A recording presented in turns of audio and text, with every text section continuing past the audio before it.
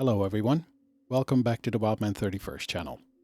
Before we begin, I would like to thank everyone for listening to the first part of this series, where I talked about the subtle changes you and others begin to notice in how you fly and fight your jet. I appreciate everyone who's subscribed to my channel because of it, and I hope you will enjoy this episode just as much.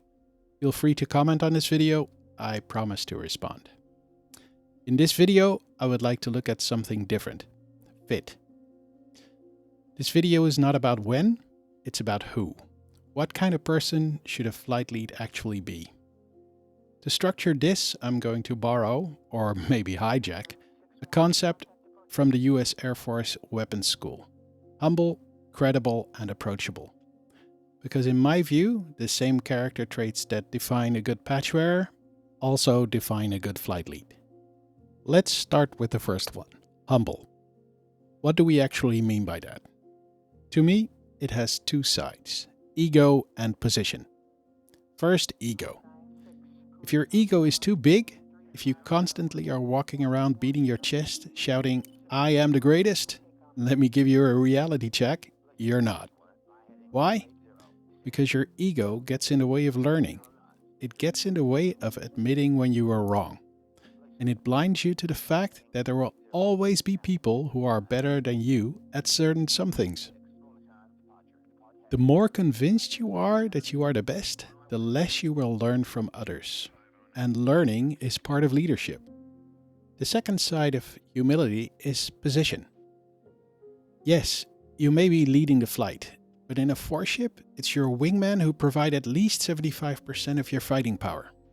And most of the time, your flight itself is just one part of a much larger system. Other flights, tankers, GCI, AWACS. There's a reason why we say no one kicks ass without tanker gas. And yes, I realize that tankers in our sims are just AI, but I still use it to convince you to always keep the big picture in mind and to realize that you can do things on your own. A flight lead who is not humble will lose sight of that bigger picture. He starts flying his own mission instead of the mission. And that not only makes his own flight less effective, it makes the entire package, or maybe even the entire force, less effective.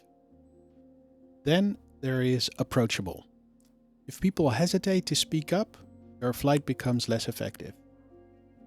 If they're afraid to ask questions, you lose opportunities to teach. And if they stay silent during the brief or the debrief, you lose the feedback that makes you better as a flight lead. So approachability is what keeps the information flowing. Because leadership is not just about giving direction, it's about creating an environment where people are willing to contribute. And don't forget, you didn't get here on your own. You got here because others were approachable when you were learning to be a flight lead. So pay it forward. And finally, there's credible. Credibility is not about sounding confident. It's about being solid. Know your systems. Know your procedures. Know your brevity. Know your people. But just as important, be honest when you don't know something and work on fixing it. Dive into the manuals and then get back on the subject and let them know that you took questions seriously and that you spent time on improving yourself. That's not weakness, it's leadership. Because credibility is built over time through consistency, standards, and behavior. That is what makes people trust your calls, especially when things start to fall apart. These three traits, humble, approachable, and credible, don't make you a perfect flight lead. But they do make you the kind of person that others are willing to follow. And once that foundation is there, then we can start talking about the actual skill set. And that's what we'll look at in the next video. If you stayed until now, thank you all for listening. If you like my content, please give me a thumbs up and subscribe to be notified for future videos.